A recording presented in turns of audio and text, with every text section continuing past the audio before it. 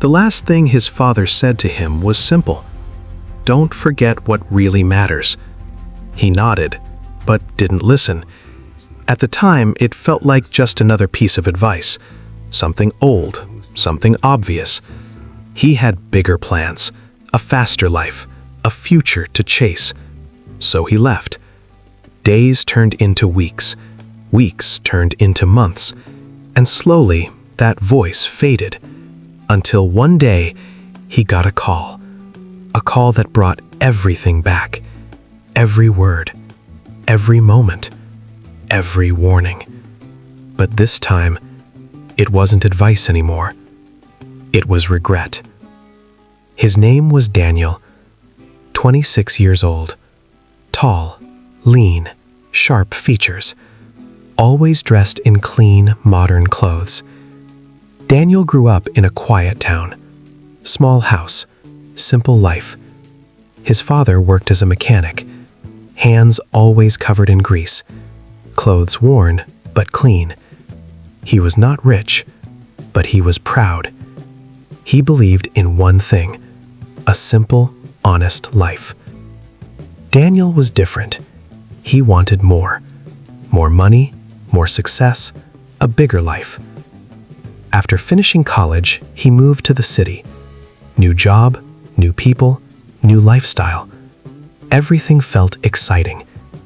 His father called often, sometimes to check on him, sometimes just to hear his voice. Daniel always said, "I'm busy, I'll call you later." And sometimes he didn't call back at all. In his mind, he was building a better life. But slowly, he was leaving something important behind. At first, Daniel didn't notice the change. Life in the city moved fast. Deadlines, meetings, late nights. He told himself this was necessary. This was success. His phone would light up. Dad calling. Sometimes he answered quickly. Other times he let it ring. "I'll call him later," he would think. But later kept slipping away. When they did talk, the calls felt shorter. His father would ask simple questions. "Are you eating well? Are you taking care of yourself?" Daniel would reply quickly, "Yeah, everything's fine." Then he would rush the call. "I have to go." Back in the town, his father noticed the change. He spoke less, paused more, but he never complained. Instead, he kept calling, kept hoping. One evening, his father said quietly, "Come visit this weekend." Daniel looked at a schedule. "Busy, again. I can't this week, maybe next time." There was a small silence. Then his father said softly, "Don't wait too long." Daniel didn't think much about it, because in his mind, there would always be a next time. One night, Daniel stayed late at work. The office was almost empty, just screens glowing in the dark. He was focused, typing fast, chasing a deadline. His phone vibrated on the desk. He glanced at it. Dad calling. He stared at the screen for a second, then turned it face down.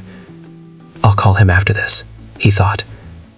Minutes passed, then an hour. Work came first. When he finally picked up his phone, there were 3 missed calls and one message from a number he didn't recognize. His chest tightened. He opened it. "This is the hospital. Please call us immediately." Everything inside him froze. He dialed the number with shaking hands. A calm voice answered. "Are you Daniel? You need to come right away. Your father collapsed." The words hit him hard, too hard. Suddenly, nothing else mattered. Not the job, not the deadline, not the success he was chasing. He grabbed his keys and ran. His mind was racing. Every ignored call, every delayed visit, every later, all coming back at once. For the first time, he wasn't thinking about the future. He was thinking about the past, and everything he didn't do. Daniel reached the hospital just before midnight. The hallway felt cold, too quiet. He rushed to the front desk, his voice shaking. "My father, where is he?" A nurse looked at him with soft eyes. She didn't say much. She just pointed toward a room. Daniel walked slowly, each step heavier than the last. He reached the door, paused, then pushed it open. His father was lying still. No movement, no voice, just silence. Machines stood around him, quiet. A doctor stepped forward. He spoke gently. "We're sorry. He didn't make it." Daniel felt the ground disappear beneath him. He walked closer, touched his father's hand. Cold. He whispered, "I'm here. I came." But there was no answer.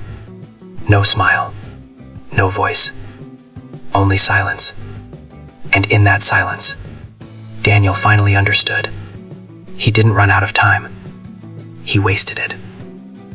A few days later, Daniel returned to his childhood home. Everything looked the same. The tools in the corner, the old chair by the window. But the house felt empty, too quiet. He walked into his room. Nothing had changed. His bed was still made, his old books still on the shelf, as if he had never left. On the desk, there was a small box. He opened it slowly. Inside was a watch, old, worn, the one his father used every day, and a note, "For when you finally have time." Daniel's hands shook, because now he had all the time in the world, but no one left to share it with. Daniel learned a truth that many people learn too late. Success means nothing if you lose the people who made it possible. We all think we have time. Time to call. Time to visit. Time to care. But time doesn't wait. It moves quietly. And when it's gone, it never comes back. You don't lose people in one moment. You lose them in the small moments you ignore. The calls you don't answer. The visits you delay. The love you postpone. So don't wait. Because one day, you will finally have time. But the person you needed to give it to won't be there anymore.